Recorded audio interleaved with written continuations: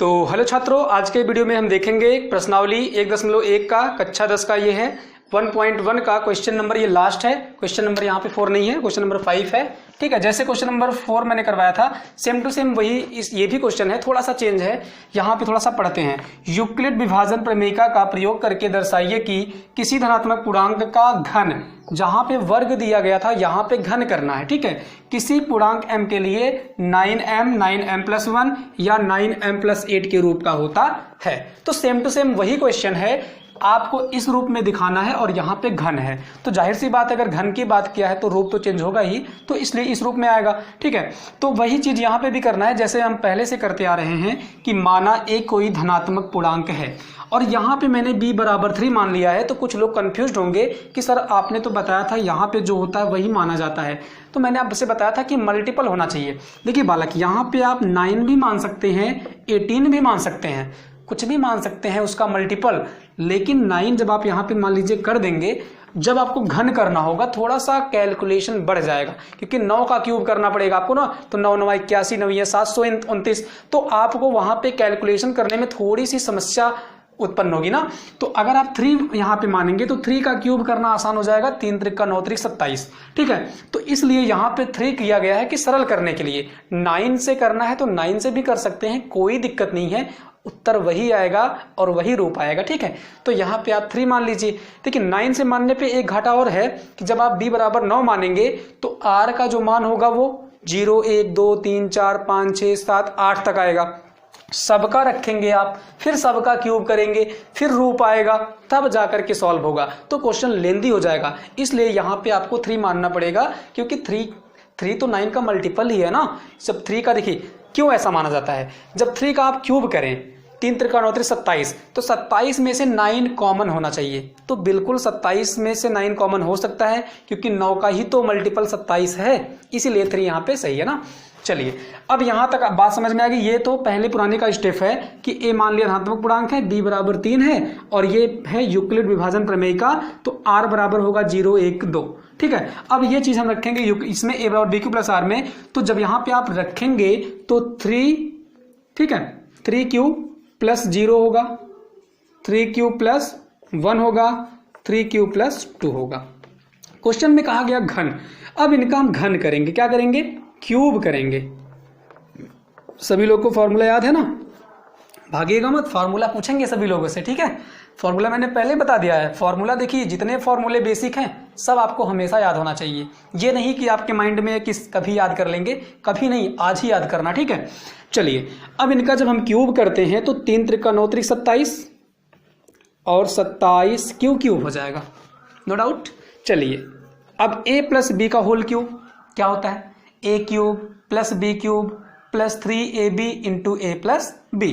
तो मैं यहाँ पे a क्यूब का मतलब 3 त्रिक का 9 त्रिक 27 क्यूब, b क्यूब 1 का क्यूब करेंगे 1 ही आएगा, प्लस 3ab 3 त्रिक का 9 1 के 9 3ab ना, तो 9 क्यूब और अंदर जो होगा a प्लस b मतलब 3 क्यूब प्लस 1।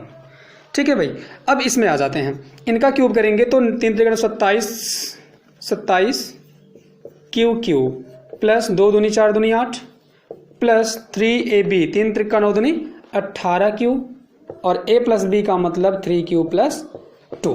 तो चाहे तो आप यहाँ से मल्टीप्लाई भी कर सकते हैं, कोई दिक्कत नहीं है, या तो आप डायरेक्टली यहाँ से कॉमन ले लीजिए, बात एक ही है। ठीक है, लेकिन मल्टीप्लाई कर देंगे तो ज़्यादा अच्छा है, मत करिए, कोई दिक्कत नहीं। चलिए इसको हम क्या ले सकते हैं, 9 कॉमन लेंगे तो क्या बचेगा, अंदर बचेगा 3 क्यूब, कोई दिक्कत नहीं। अब इसमें देखिए कॉमन ले लीजिए, देखिए 1 को छोड़ करके इसमें कॉमन ले रहा हूं मैं। ठीक है, देखिए इसमें कॉमन ले रहा हूं, इन दोनों में क्या कॉमन है, देखिए यहाँ पे 9 है, यहाँ पे भी 9 का मल्टीपल है, तो मैं 9 कॉमन ले लेता हूं। यहाँ पे बचेगा 9 त्रिक 27 3 क्यूब बचेगा, और यहाँ से 9 निकल गया, क्यू बचेगा और क्यू का अंदर गुणा होगा तो 3 क्यू स्क्वायर हो जाएगा, प्लस 3 क्यू स्क्वायर, और यहाँ से क्यू का गुणा 1 में भी होगा, प्लस क्यू बचेगा और प्लस 1 यहाँ पे बचा हुआ है। देखिए डायरेक्ट मैं कर रहा हूँ, इसको आप समझ लीजिएगा, चाहे आप मल्टीप्लाई करके फिर कॉमन लीजिएगा, मैं डायरेक्ट यहाँ पे कर दे रहा हूँ। ठीक है, अब इसमें देखिए इन दोनों में मैं डायरेक्ट कॉमन ले रहा हूँ, डायरेक्ट कॉमन लूंगा मैं 9। ठीक है, तो 3 यहाँ बचेगा, तो 3 क्यूब यहाँ से बचेगा और प्लस यहाँ से 9 कॉमन ले लिया मैंने, तो 2 बचेगा, 9 दूनी 18, 2 क्यूब, और 2 क्यूब का गुणा जब 3 क्यूब में होगा 3 दूनी 6q² हो जाएगा, और 2q का गुणा 2 में होगा तो 4q हो जाएगा, और यहाँ से बच गया +8। अब हम इसको लिख सकते हैं क्या, 9m, जहाँ मैंने m कहाँ रखा, इसके प्लेस पे रखा, तो जहाँ m बराबर कितना है 3q³ या 3q का पावर 3। ठीक है, इसको मैं क्या लिख सकता हूँ, इसको मैं लिख सकता हूँ कि 9m+1, जहाँ m बराबर क्या है भाई, देख लीजिए m के प्लेस में मैंने इसको m मान लिया ना, तो 3q³ लिख दीजिए पूरा, क्या माना आपने, 3q² और +q, ये हो जाएगा। ठीक है, अब इसमें हम इसको लिख सकते हैं क्या, ध्यान समझिएगा, इसको मैं लिख सकता हूँ कि 9m+8, और जहाँ m बराबर क्या हो जाएगा 3q³ + 6q² + 4q। कोई दिक्कत नहीं, m क्या है, m एक पूर्णांक है, लिख दीजिएगा, जहां पर m क्या है, एक पूर्णांक है। बस आ गया, मुझे जो प्रूफ करना था, देखिए 9m आ गया, 9m+1 आ गया, और 9m+8 आ गया। तो लास्ट में वही चीज आपको लिखना है, इसलिए किसी धनात्मक पूर्णांक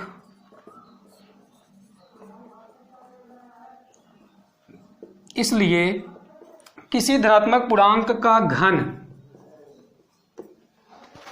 क्या होता है, 9m, 9m+1, 9m+8 के रूप का होता है। ये आपको लास्ट में लिख देना है, रूप का होता है। ये आपका क्वेश्चन हो गया प्रूफ। ठीक है ना, इसी के साथ आपका ये एक्सरसाइज भी कंप्लीट हो गया है। तो ये चीज आपको देखिए, यहाँ पे 3 मानेंगे तो थोड़ा सा क्वेश्चन आसान सा हो जाएगा। 9 से भी अगर करना चाहते हैं कोई दिक्कत नहीं है, कर लीजिए। कैलकुलेशन थोड़ा सा आपको ज्यादा करना पड़ेगा, यहाँ पे जब क्यूब करेंगे आप तो कैलकुलेशन ज्यादा करेंगे। कॉमन तो आपको 9 ही लेना है, फिर भी बात समझ में आ रही है। तो यहाँ पे अगर 3 मान के करेंगे तो आसानी से हो जाएगा। तो इस प्रकार से आप करें तो अच्छे से हो जाएगा। अब ये एक्सरसाइज हो गया कंप्लीट। अब हम देखेंगे प्रश्नावली 1.2 के विषय में आगे आपको बताएंगे, लेकिन आज के वीडियो में बस इतना ही। धन्यवाद।